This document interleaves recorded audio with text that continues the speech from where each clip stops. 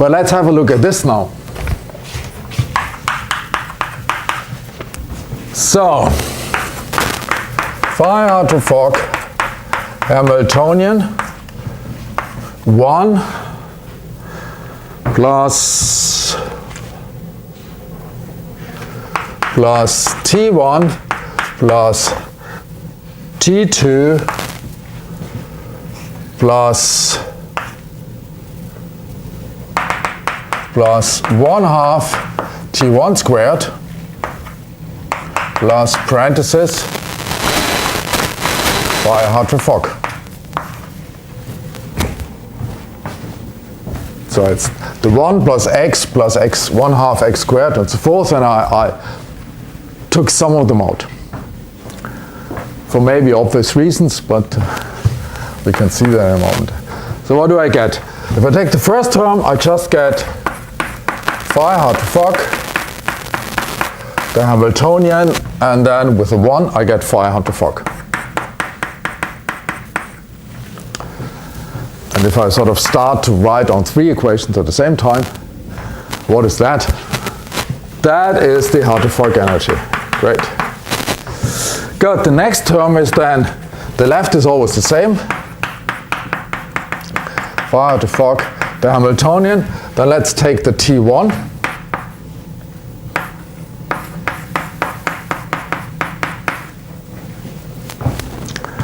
What does that give me? What does T1 give with phi r to Fock? So that gives me, and then that gives me all kinds of single excited, yeah. And then we have r to Fock, Hamiltonian single excited. And because of brilliant. Because of the brilliant theorem. That is 0. Got? So that term is 0. Next, what's next? T2. Phi r to Fock, Hamiltonian, T2, phi r to Fock.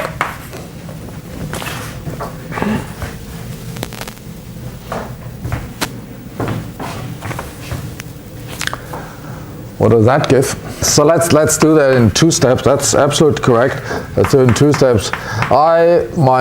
I'm smaller than J and A smaller than B. To have sort of the unique ones. And then you're right, we have those double excitation amplitudes. And then this is phi r to Fock, the Hamiltonian, and IJAB, a double excited determinant. And we come down.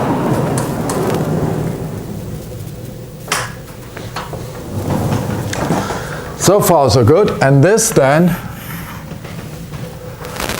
is, as you said, here we can use the Slater-Condon rules. We have a difference in 2 orbitals between the 2 determinants, so we get 1 matrix element and we sort of get really IJAB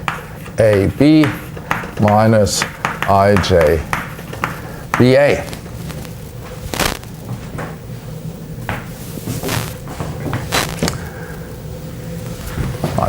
Parenthesis. Good, here we got something. Next term, let's take this one then. Phi r to Fock, Hamiltonian, 1/2, and now we have T1 squared acting on r to Fock.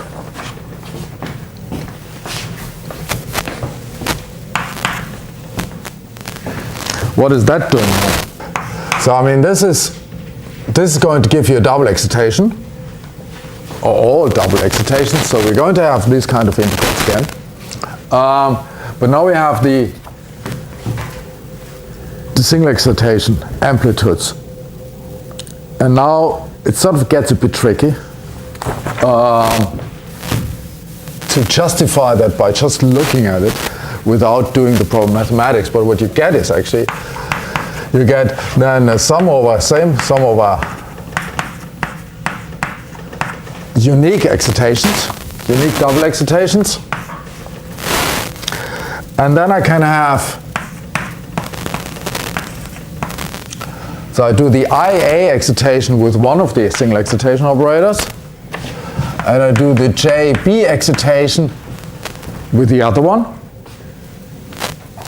But I also could do it this way.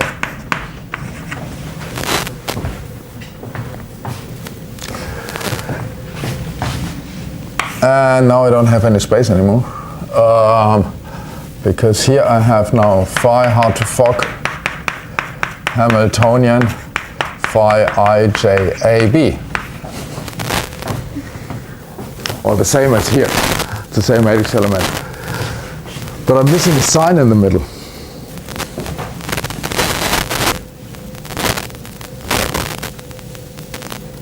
And with all what you have seen so far about exchanges, it shouldn't surprise you that there's a minus sign. And I mean that comes from the permutations in your Slater determinant, that each permutation, if you permute two electrons, two orbitals, you get a change in the sign. So you have to, I mean, you get the permutation and you get it with a change in the sign. And that of course gives me that integral again. So I end up with having the couple cluster energy. Well, before I go to that, the question is, do I have, I mean, I just roll 3 up. The ones, but is that the ones which I happen to have to know what the answer is? Or is it, are there more? Are there going to be more contributions?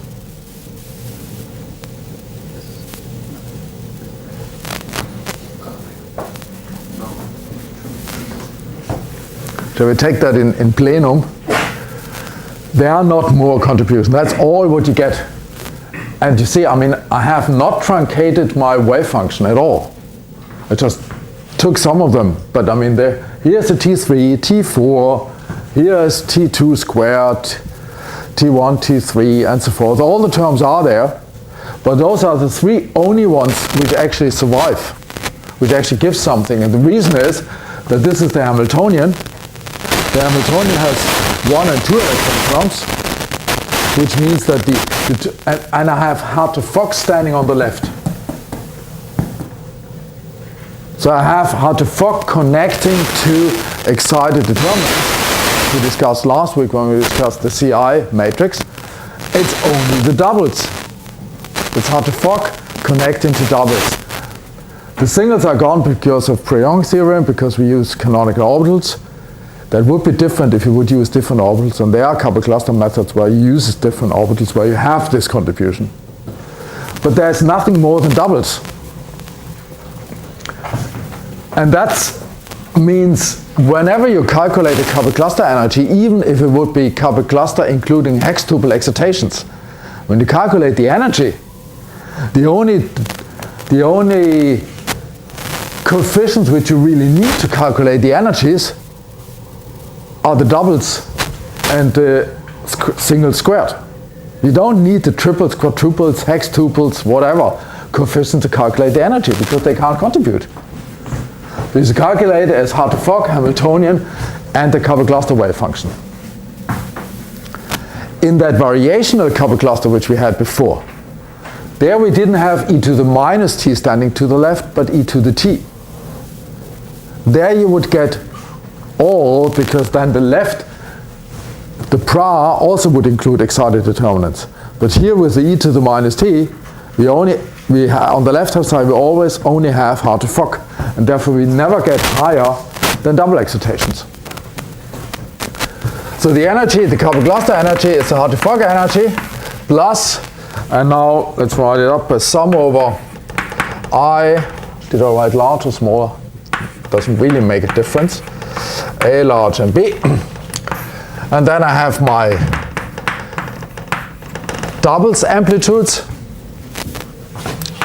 And then I have 1/2, let's write it like this, TIA, the product of the single amplitudes and the other way around, exchanged And then I multiply it with a matrix element which I get from Hartree-Fock 2 doubles, which is this IJAB minus the exchange one IJBA. And this is the expression for the coupled cluster energy at all levels of coupled cluster. Now you have seen a very similar expression yesterday.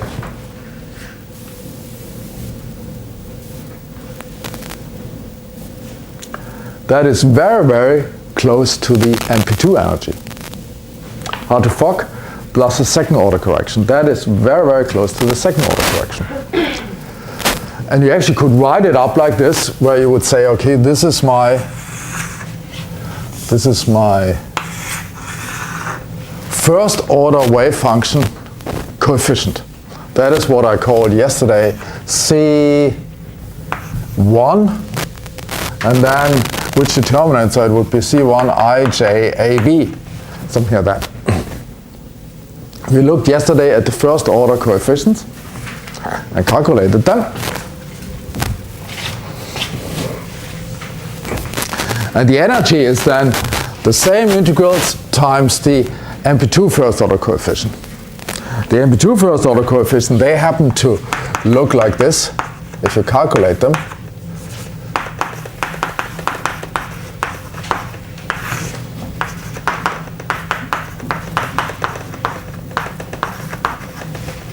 That's the MP2 result for the double excitation coefficients.